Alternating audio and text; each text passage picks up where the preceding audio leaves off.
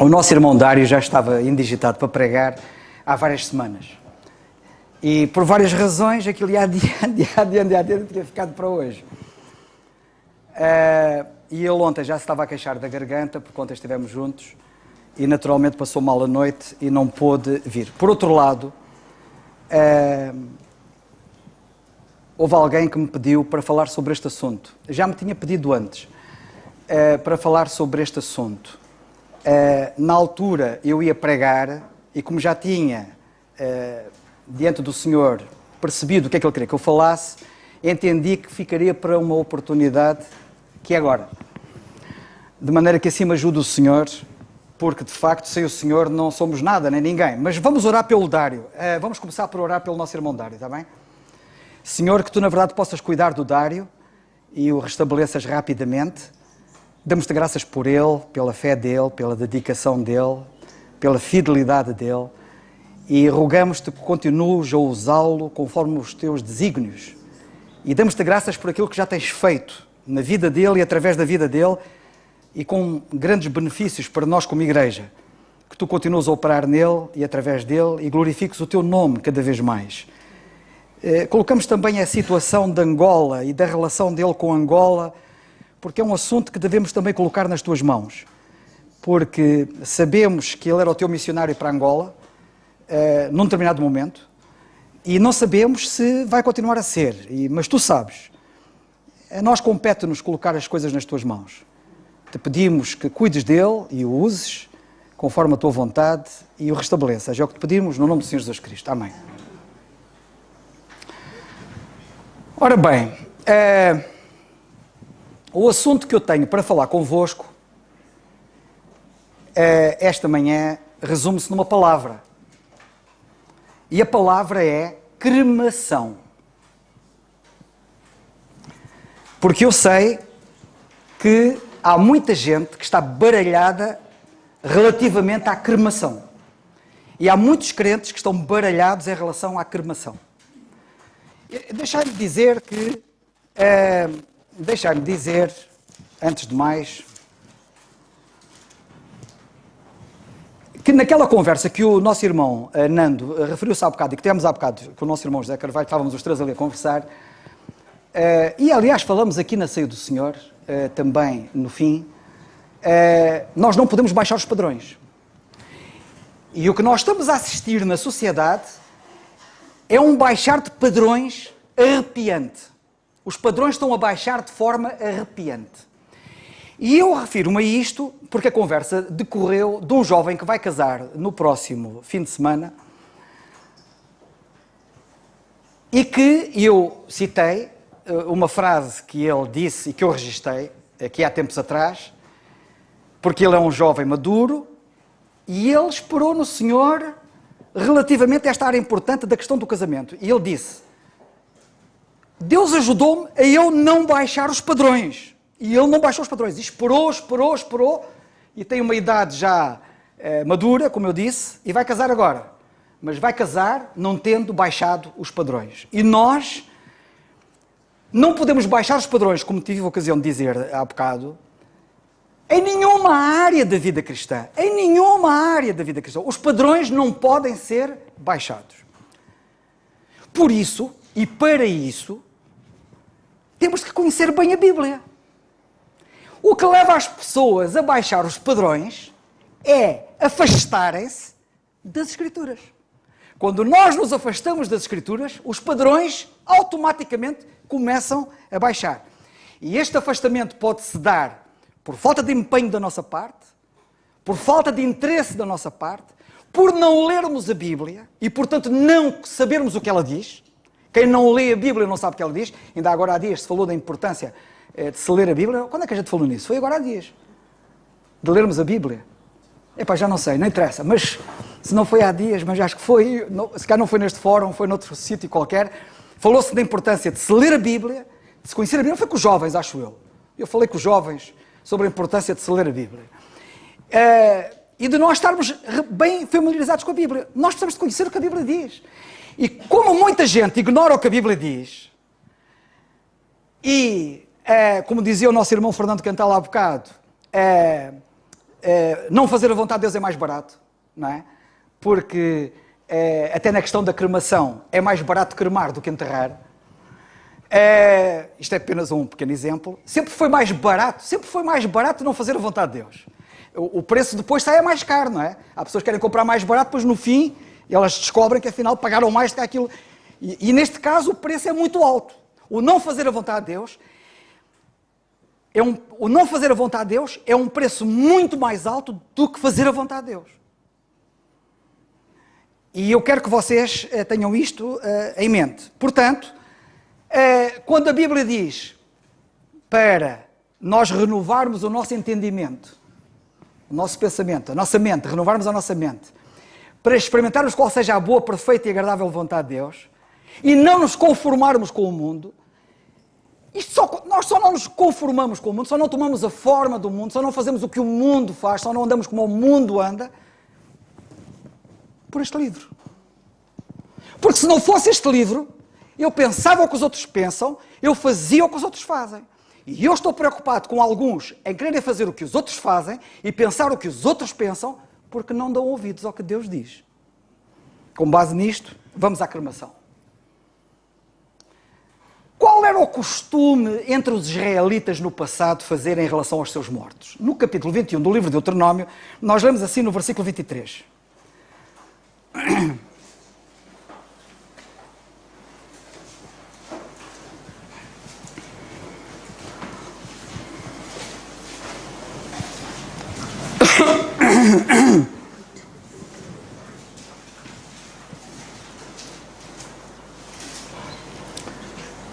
O versículo 22 começa por dizer: quando também em alguém houver pecado digno de juízo de morte e haja de morrer e o pendurares num madeiro, o seu cadáver não permanecerá no madeiro, mas certamente o enterrarás no mesmo dia. Notem, o enterrarás.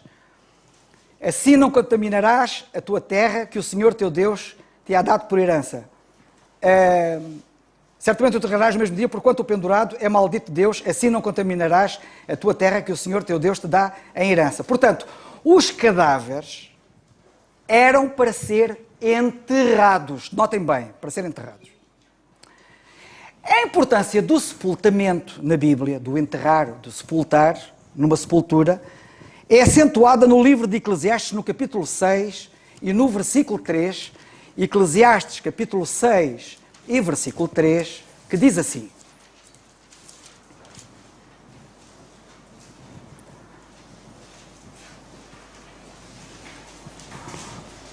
Eclesiastes 6.3, eu não me enganei nem nada. Devo-me ter enganado provavelmente. Hã? Ok. Não, está certo. Está certo. Perdão.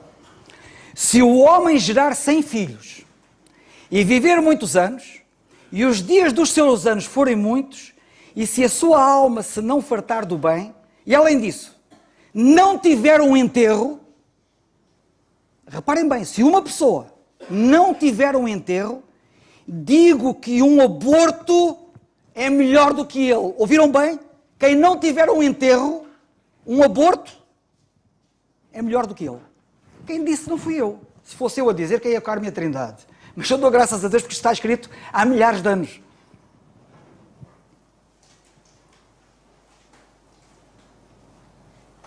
No Novo Testamento, assim chamado, nós vemos que quando Herodes, por exemplo, decapitou João Batista, os discípulos de João Batista, lemos em Mateus, ouçam, quem quiser depois aponta, mas é melhor tomarem atenção que é para não perdermos tempo. Os discípulos de João Batista, e cito ipsis verbis, o que está na Bíblia, levaram o corpo e o sepultaram e foram anunciá-lo a Jesus. Os discípulos de João Batista tiveram o cuidado de sepultar o corpo de João Batista, porque eles sabiam, porque conheciam a Bíblia, que é o que muita gente não conhece, que uma pessoa que não tenha uma sepultura é pior que um aborto. Tomem bem atenção.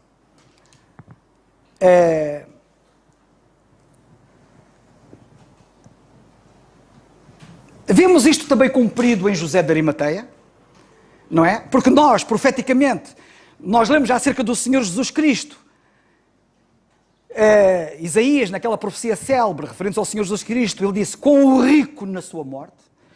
E quando a Bíblia disse profeticamente que o Senhor Jesus Cristo ia estar com o rico na sua morte, estava-se a referir a José de Arimateia e Nicodemos, que lemos nas Escrituras, em João 19, 40 a 42, eu cito, tomaram, pois, o corpo de Jesus e o envolveram em lençóis com as especiarias, como os judeus costumam fazer na preparação para o sepulcro. E havia um horto naquele lugar onde fora crucificado, e no horto um sepulcro novo, em que ainda ninguém havia sido posto. Ali, pois, por causa da preparação dos judeus e por estar perto daquele sepulcro, puseram a Jesus num sepulcro. Não o queimaram. João Batista não foi queimado. Não foi cremado.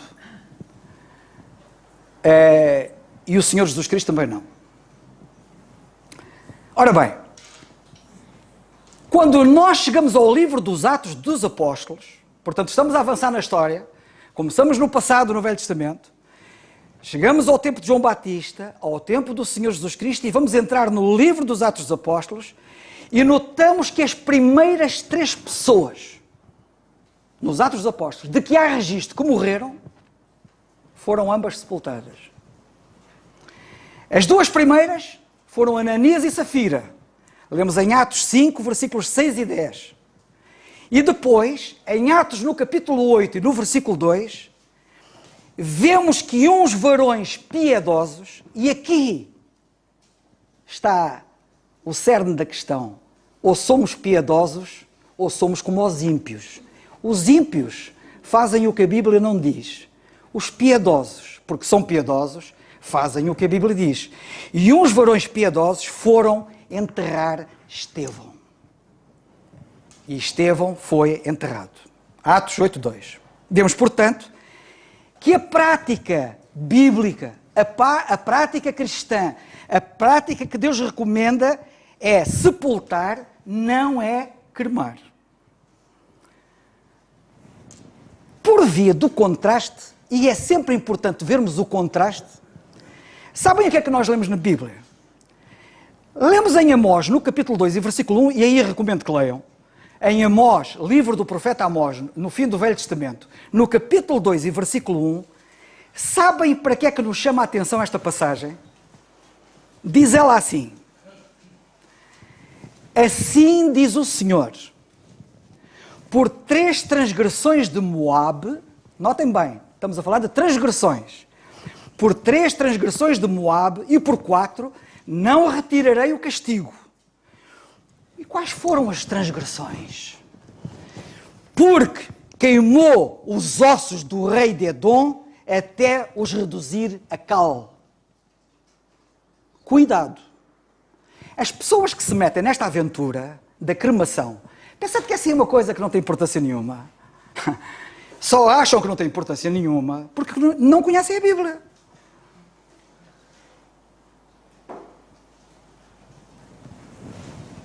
E vou-vos dizer mais.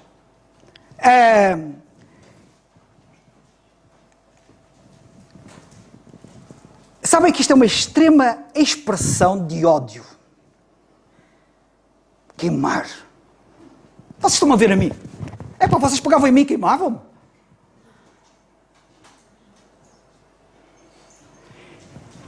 As pessoas não sabem, mas isto é uma extrema expressão de ódio contra alguém. E eu vou-vos dizer uma coisa muito importante, que é o seguinte. Esta expressão extrema de ódio contra alguém atrai o castigo de Deus.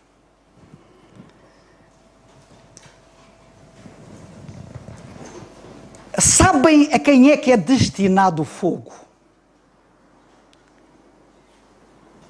Àqueles a quem é dedicado extremo ódio. E o próprio Deus queima alguém. Sabem que Deus aborrece os ímpios.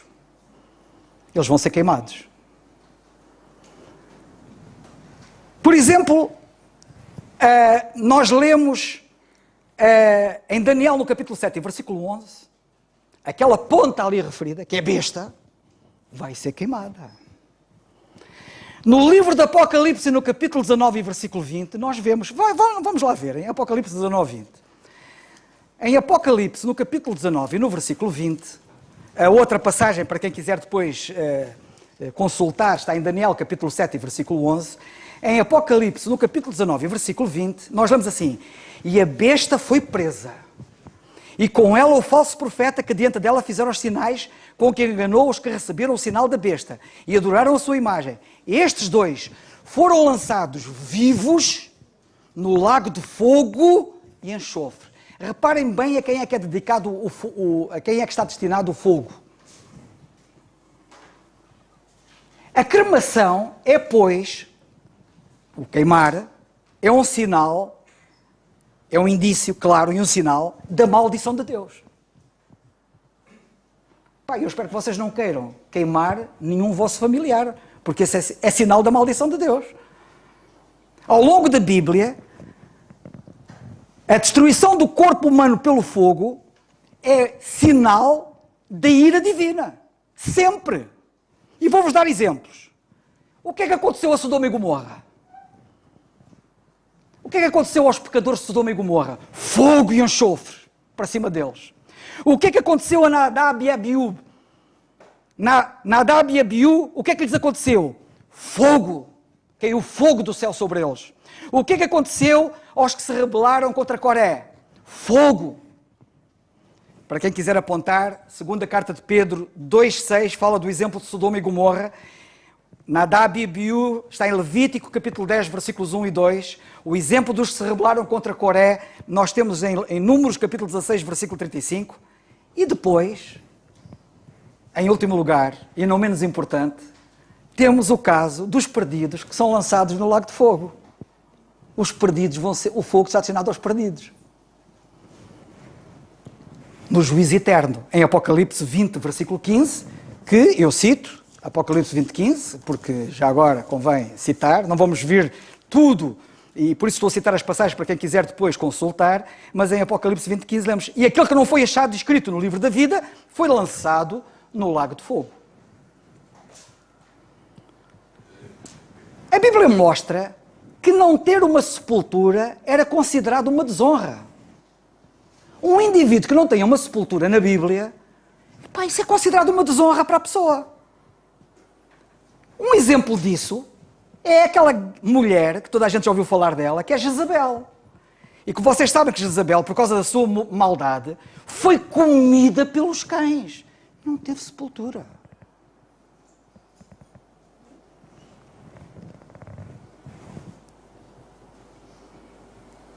Infelizmente, nós sabemos o que é que tem acontecido em alguns casos que nós ouvimos no nosso tempo, não é? Nomeadamente até de uma menina que supostamente também terá sido comida por animais e que nem encontrou o corpo dela. Nós ouvimos falar disso nas notícias, nem quero falar disso, que isso até me arrepia.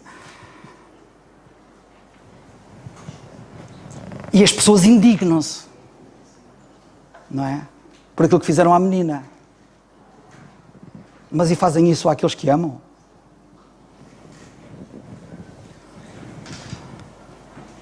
Mas, nós lemos na Bíblia, no Salmo 83, versículos 9 e 10, lemos que os midianitas, acerca dos midianitas, nós lemos que pereceram em Endor, tornaram-se como estrume para a terra. A desonra de não terem uma sepultura. É isto que nós queremos dar àqueles que partem? É isto que nós queremos para nós quando partirmos? Todo crente, nós sabemos, pertence a Deus. E quando nós dizemos que todo crente pertence a Deus, reparem, então, lembram-se daquilo que eu disse no princípio, baixar os padrões? O baixar dos padrões está-se a verificar a vários níveis. Quando eu ouço mulheres dizerem: o corpo é meu, faço dele o que eu quero. Já ouviram frases como esta, não é? O corpo é de quem? Uma crente, espero que uma crente não diga isso. Porque o corpo de uma crente não é dela.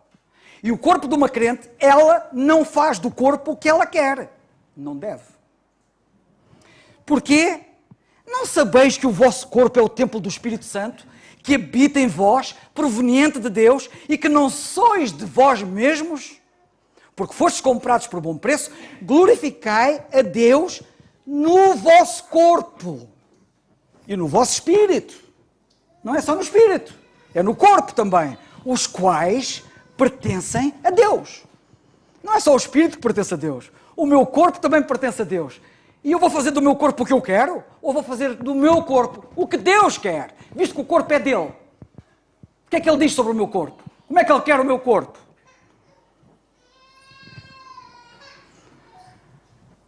A esperança do crente, como vocês sabem, é a vinda do Senhor para nós, enquanto nós estamos vivos. Estamos aqui reunidos, você pode vir esta manhã, e somos libertos destas aflições e angústias que nos apertam. Eu tenho dito que isto está a ficar tão feio aqui na Terra que qualquer dia o ar é irrespirável. O ar está-se a tornar irrespirável para o crente. Mesmo para aqueles que querem fazer a vontade de Deus. Qualquer dia é proibido sepultar um corpo num cemitério. E depois eu quero ver o que é que vocês vão fazer. Um bom desafio. Mas eu vou-vos dizer o que a Bíblia diz. Os que quiserem viver piamente em Cristo Jesus padecerão perseguições. E então? E o que é que vem daí? Vem algo mal daí? Olhem para a vida dos que padeceram perseguições nas Escrituras e vede a honra que tiveram e o privilégio que tiveram por terem padecido por amor do Senhor. Bem, não quero avançar mais sobre essa linha, mas é um assunto para nós refletirmos. Todos os crentes que morreram serão ressuscitados, como nós sabemos. E nós seremos transformados, os que estivermos vivos na altura quando o Senhor vier, e pode ser agora de manhã. Em Filipenses, no capítulo 3, versículos 20 e 21, a passagem é conhecida, eu vou citar: a nossa cidade está nos céus, de onde também esperamos o Salvador, o Senhor Jesus Cristo, que transformará o nosso corpo abatido para ser conforme o seu corpo glorioso, segundo o seu eficaz poder de sujeitar a si todas as coisas. Aprendemos então, por aquilo que nós vemos nas Escrituras,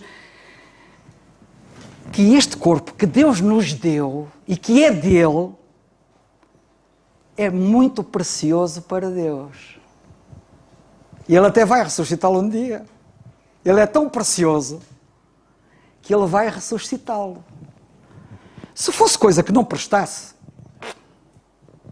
Ele desaparecia. Mas não vai desaparecer. O nosso corpo é precioso para Deus. O nosso corpo pertence-lhe. E como tal, nós devemos tratar o nosso corpo cuidadosamente, com cuidado. Com respeito, respeitosamente. Com honra. E devemos fazer isto enquanto vivermos. E até quando morrermos. Quer vivamos, quer morramos, somos do Senhor. E nós vamos glorificá-lo, quer pela vida, quer pela morte. E quão importante é glorificarmos o Senhor na nossa morte. Não apenas na nossa vida, também. Portanto, como vocês sabem, os ímpios, e nós sabemos a história, não é?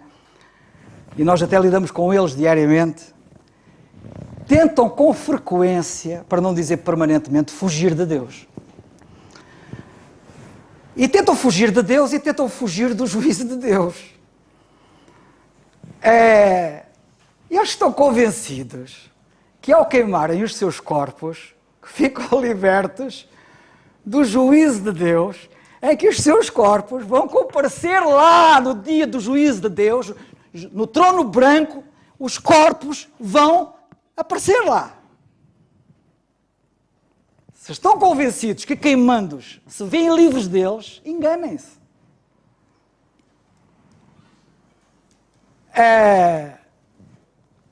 E até, eles fazem-no até lançando as suas cinzas ao mar, para serem diluídas e pensam que com isso que o assunto está tratado. Não está. É tudo em vão. Sabem que o Senhor Jesus Cristo é apresentado no livro do Apocalipse, no capítulo 1, como juiz. Aliás, ele é apresentado como juiz em todo o livro do Apocalipse. Como filho do homem. E filho do homem, sabem que é uma expressão de juízo. O filho do homem deu-lhe todo o juízo. O Senhor, como filho do homem, é um título que quer dizer juízo. Hão de reparar que para a igreja, podem ler todas as epístolas que Paulo escreve, a expressão nunca aparece. O Senhor é o salvador do corpo. Ele para nós não é juiz. E sabem de uma coisa curiosa? Em Apocalipse, no capítulo 1, nos versículos 17 e 18, lemos assim: Eu sou o que vivo e fui morto, mas eis aqui estou vivo para todo sempre. Amém. E tenho as chaves da morte. Eu não tenho tempo para desenvolver isto, para vos explicar isto. Mas quando ele diz que tem as chaves da morte, ele está a dizer que tem as chaves do lugar onde está o corpo. Esteja nas cinzas, esteja no oceano, esteja na terra, esteja onde estiver. Ele tem as chaves da morte, entenda-se, ele tem as chaves do lugar onde está o corpo. E do inferno, que é o lugar onde estão os espíritos. Do Hades. E ele usará essas chaves, primeiro na ressurreição do justo, e depois, mais tarde, na ressurreição dos injustos. Segundo nós lemos em Atos 24, 15, por exemplo.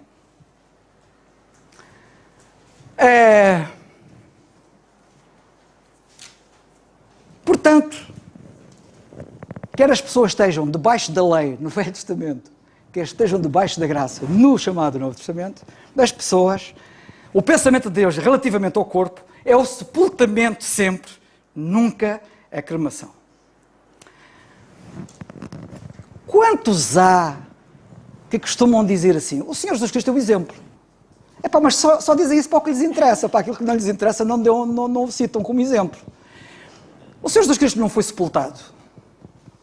Por que é que não seguem o seu exemplo e serem sepultados como ele foi?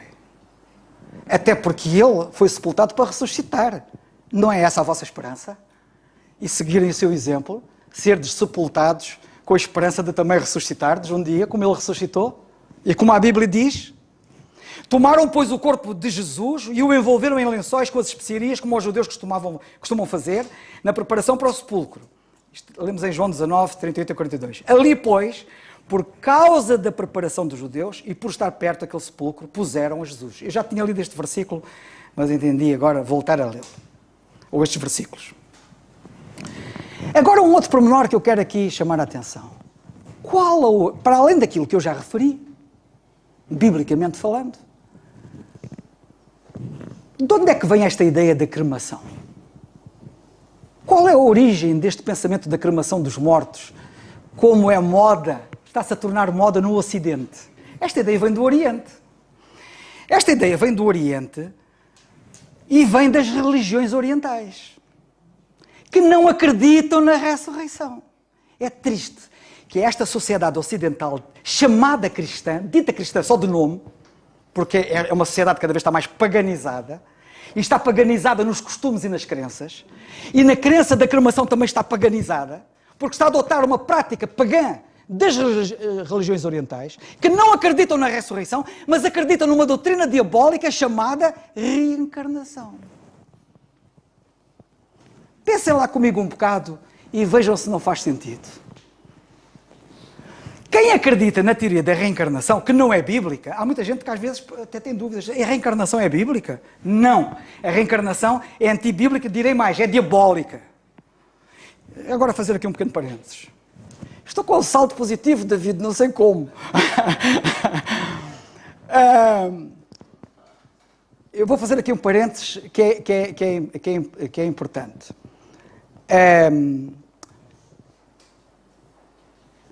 A reencarnação é antibíblica e diabólica por várias razões. E este parênteses que eu agora queria fazer é o seguinte. Sabem que ao as pessoas acreditarem na doutrina da reencarnação, muita gente não sabe para que é a doutrina da reencarnação. A doutrina da reencarnação, entre outras coisas, diz que a pessoa que não é perfeita, que tem defeitos, que tem falhas, vai morrer e depois reencarnar tantas as vezes quantas as necessárias. Portanto, a pessoa pode ter várias vidas. E então ouvimos alguns dizer assim, eu já vivi cá, esta já é a minha segunda vida, ou a terceira, ou a quarta. E depois vemos alguns também a dizerem isto. E então a ideia deles é, isto é tudo mentira, vêm cá, e então vivem tantas vidas cá, em corpos diferentes, cá, ok? Até se irem purificando. E eu gostava de cumprimentar a primeira purificada. Isto é diabólico. Isto é anular a obra que Cristo fez na cruz do Calvário. A purificação dos pecados é só pelo sangue. Sem derramamento de sangue não há purificação de pecados. Não há. Sem a obra de Cristo na cruz do Calvário para nos purificar e lavar dos nossos pecados, não há lavagem nem purificação dos nossos pecados. Portanto, podem morrer quantas vezes quiserem, entre aspas, e reencarnar quantas vezes quiserem, entre aspas, que são sempre pecadores. Sempre. E isto anula a obra de Cristo. Isto é um ataque claro à obra de Cristo. Por isso é diabólica, esta doutrina. Mas vejam-se, como eu estava a dizer, vejam se faz sentido ou não faz sentido para eles, não é? A doutrina da reencarnação. Ora,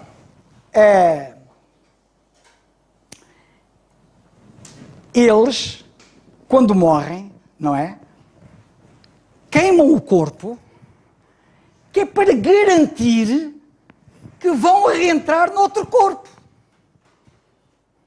Então eles querem eliminar aquele para que não haja dúvidas. Está eliminado, é noutro corpo que eu vou entrar. Então há alguns que até, como vocês sabem, isto há coisas bizarras sobre esta doutrina.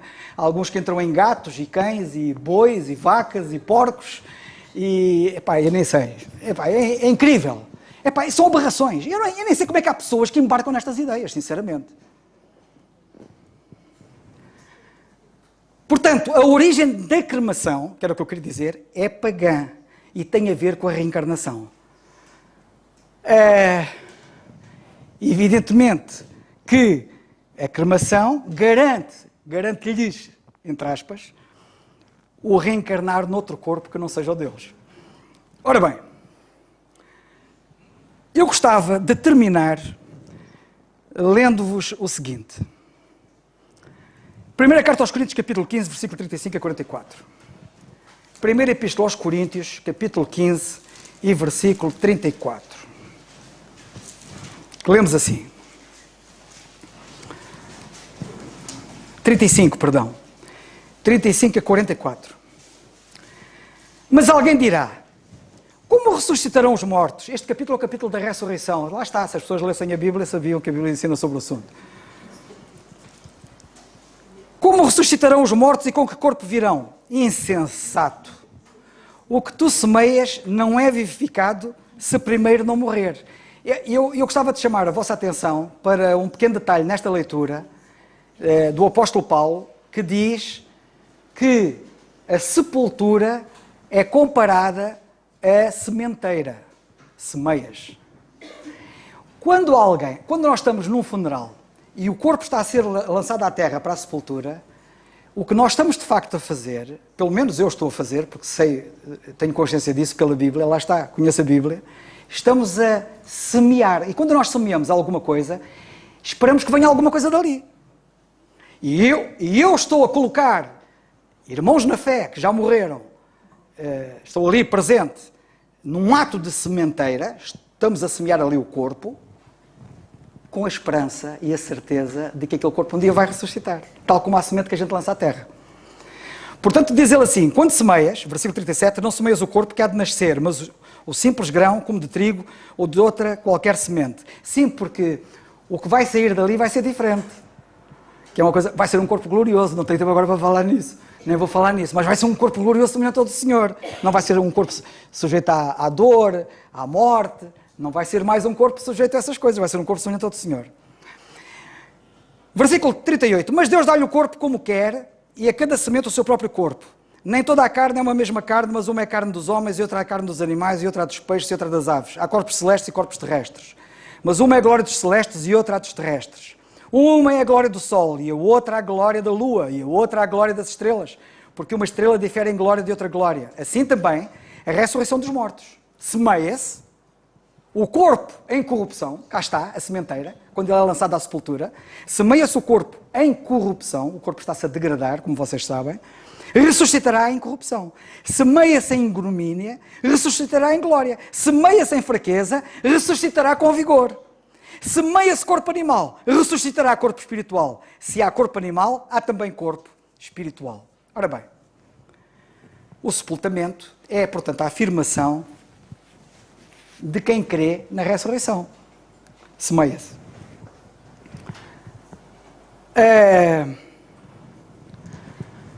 Quando eu sou detentor de algo que não me pertence, mas me é emprestado, e às vezes emprestam-nos coisas, não tenho o direito de destruir aquilo que não é meu. Não é verdade? Que o José, se por qualquer razão me emprestar o carro dele, o carro é dele, eu não tenho o direito de o destruir. Certo? É prerrogativa do dono destruir ou não aquilo que ele tem. Nunca daquele a quem ele empresta. Isto aplica-se ao corpo do crente. Como eu já falei anteriormente. O corpo não é nosso para que o profanemos ou para que o destruamos. Eu quero tocar aqui apenas num pequeno pormenor que é importante. Então, e aqueles que morrem num incêndio? Como há casos? Ou porque a casa se incendiou e a pessoa ficou queimada, reduzida a cinzas, tal como cremada.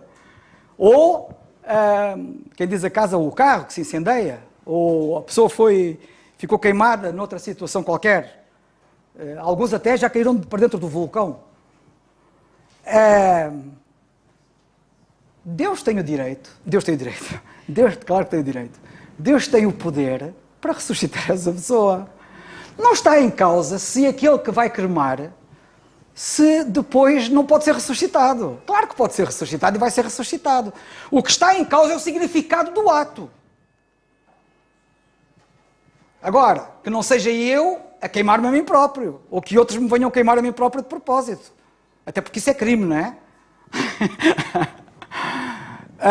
Agora, se acontecer um acidente em que eu seja envolvido num incêndio e o meu corpo fique queimado, isso não vai obstar a que o Senhor um dia me vá ressuscitar. O crente é que não tem o direito de fazer daquilo que não é dele, ou então não tem o direito de fazer ao contrário daquilo que Deus diz, que Ele é que é o dono e Ele é que sabe, Ele é que é o nosso Criador. E como diz Romanos capítulo 14, versículo 8, e termino com esse versículo, esta passagem lembra-nos que este princípio é tão verídico na vida como na morte, não é? De não fazermos daquilo que nos emprestam, pensarmos que fazemos o que queremos e podemos destruir. E então diz assim o apóstolo, quer vivamos, quer morramos, somos do Senhor. Portanto, ninguém pense que depois da morte já não é do Senhor. Que Deus nos ajude. Eu espero que isto tenha ajudado de alguma forma, espero que tenha sido um bom contributo para clarificar esta matéria, porque infelizmente muita gente também ignora, não sabe. E muita gente faz as coisas sem conhecimento. E daí que a minha recomendação é, leiam a Bíblia, não baixem os padrões. Os nossos padrões só podem estar altos se nós quanto mais estivermos ligados à Palavra de Deus, mais sintonizados com a Palavra de Deus, é a garantia de termos padrões elevados. Que Deus nos abençoe. Com dúvidas em relação a este tema, espero que tenha ficado esclarecido em relação a isto. E dou graças a Deus porque isto vai para a net também e muita gente, muitos outros crentes vão ouvir. Que o Senhor nos ajude, irmãos, a poder de facto não baixarmos os padrões e a estarmos muito perto da palavra para podermos perceber estas verdades. Por isso, que o Senhor assim nos ajude, podemos estar perto do nosso Deus. Vamos ficar de pé, irmãos, e vamos terminar com a oração.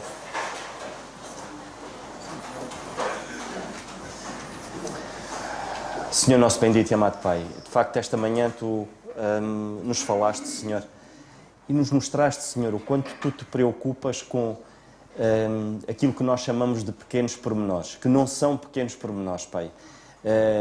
O nosso corpo não é um pequeno pormenor, Pai, que Tu nos ajudes a poder cuidar dele, porque ele não é nosso, é Teu, Senhor. E aquilo que é Teu, Senhor, é sagrado, Pai, deve ser tratado como tal. E que Tu nos ajudes, Senhor, verdadeiramente, Senhor, a olhar para Ti e a poder perceber a Tua palavra, Pai. É algo muito importante nós estarmos perto de Ti para podermos estar esclarecidos. Aquilo que o mundo hoje quer fazer é diluir, Senhor, a Tua verdade, é diminuir, Pai, é chamar pormenor a algo que é muito importante e que não é nenhum pormenor, Pai. Que Tu nos ajudes e obrigado esta manhã porque Tu nos falaste aos nossos corações, Senhor, nos alertaste para algo que hoje é muito usado, Senhor, e está cada vez mais, Senhor, a minar corações, Senhor, e que Tu nos ajudes, Pai, a podermos perceber a Tua verdade. Te agradecemos pelo Teu servo, Senhor, te agradecemos mais uma vez por aquilo que Tu nos transmitiste e que Tu continuas a cuidar, a dar sabedoria, Senhor, para que possamos ouvir da Tua palavra verdadeiramente, Senhor, aquilo que Tu nos queres dizer. Te agradecendo ainda, Senhor, pelas lutas, pelas adversidades, Senhor, pelas coisas boas que Tu nos tens dado, Senhor, por todas as coisas, Senhor. Te somos gratos, te pedindo que nos orientes agora durante o resto do dia, Senhor, e que Tu cuides de cada filho Teu e que nos guies segundo a Tua vontade. É o que nós Te agradecemos e Te rogamos no nome do Teu Filho, nosso Senhor Jesus Cristo. Amém. O culto está terminado, irmãos.